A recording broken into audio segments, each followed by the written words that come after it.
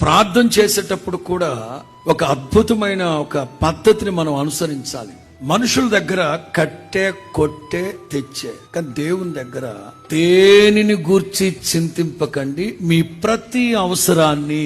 కొన్ని చెప్తున్నాం దేవునికి, కొన్ని చెప్పట్లేదు. రెండోది, చెప్పేటప్పుడు చెప్పుకుంటూ వెళ్ళిపోతున్నాం.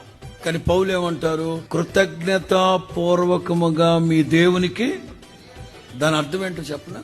ఇప్పుడు ఒక విషయం కోసం ప్రార్థన చేసి మీరు దాన్ని చేస్తారు ప్రభువా, మీకు చేయుటకు శక్తి కలిగిన దేవుడు ప్రభువా అని చెప్పడం కాదు.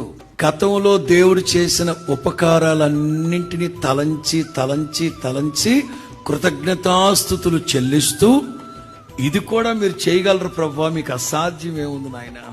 ఏ పరిస్థితిని బట్టి మీరు చింతిస్తూ చింతిస్తూ చింతిస్తూ ఉన్నారో ఆ చింతలన్నింటినీ నా ప్రభు బాపునుగాక, దూరపరచునుగాక. ఇర్మియా అంటాడు కదా, నా వ్యాజ్యమును నీ మీద వేసేసాను అంతే, ఆయనే చూసుకుంటా. యెహోవాయే నిన్ను ఆదుకొనును, చూచుకును. దేవునికి మహిమ కలుగును గాక.